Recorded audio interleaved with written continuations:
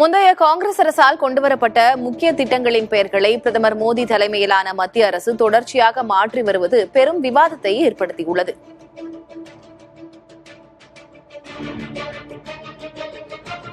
மகாத்மா காந்தி ஊரக வேலை உறுதி சட்டம், விக்ஷித் பாரத் ஊரக வாழ்வாதாரம் வேலைவாய்ப்பு உறுதி சட்டம் என பெயர் மாற்றம் செய்யப்பட்டுள்ளது.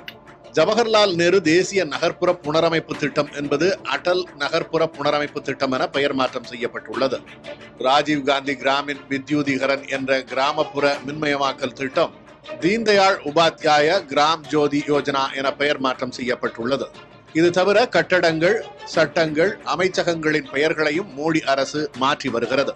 பிரதமர் அலுவலக வளாகத்திற்கு சேவா தீரத் என பெயரிடப்பட்டுள்ளது.